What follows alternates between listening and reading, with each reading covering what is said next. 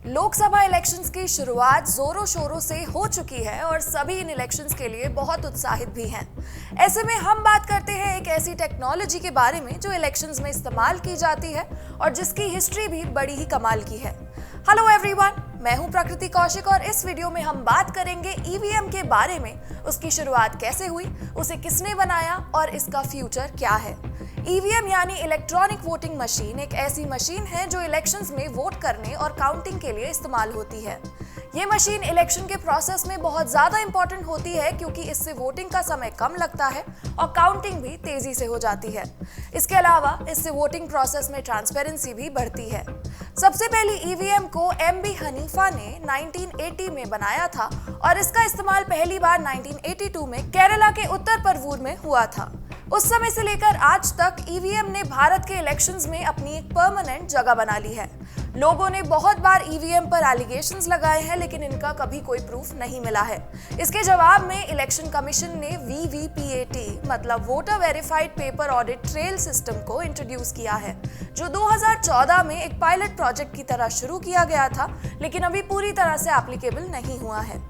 चलिए अब बात करते हैं ईवीएम के स्ट्रक्चर की, वो कैसे बना है और कैसे काम करता है। ईवीएम में दो यूनिट्स होती है, कंट्रोल यूनिट और ballot unit. Control unit voting officer के पास होती है जो वोटिंग प्रोसेस को कंट्रोल करता है।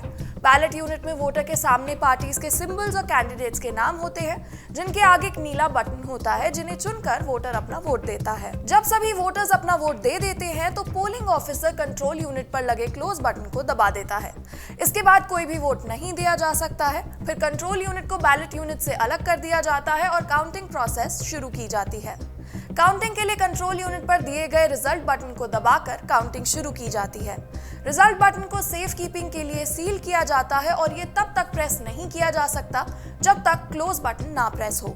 इसकी सील को भी काउंटिंग सेंटर पर ही तोड़ा जाता है। ईवीएम में एक माइक्रो प्रोसेसर होता है जो सिर्फ एक बार ही प्रोग्राम किया जा सकता है। इसके ऊपर कोई और प्रोग्राम राइट नहीं किया जा सकता। इसमें इलेक्ट्रिसिटी की जरूरत नहीं होती है क्योंकि इसके साथ 7.5 वोल्ट की बैटरी होती है। इसमें स्टेबिलिटी और सिक्योरिटी के लिए सेफगार्ड्स भी होते हैं। ईवीएम की एक यूनिट की कॉस्ट लगभग 8,670 रुपए होती है और इसे भारत इलेक्ट्रॉनिक्स लिमिटेड बेंगलुरु और electronics corporation of India limited Hyderabad मिलकर बनाती हैं। ओवरऑल ईवीएम ने भारत में इलेक्शन के प्रोसेस को बहुत ही आसान और ट्रांसपेरेंट बना दिया है। इसकी मदद से वोटिंग प्रोसेस में एफिशिएंसी आई है और वोट काउंटिंग में भी तेजी आई है। इसी वजह से ईवीएम का इस्तेमाल आने वाले समय में और भी बढ़ने की उम्मीद है।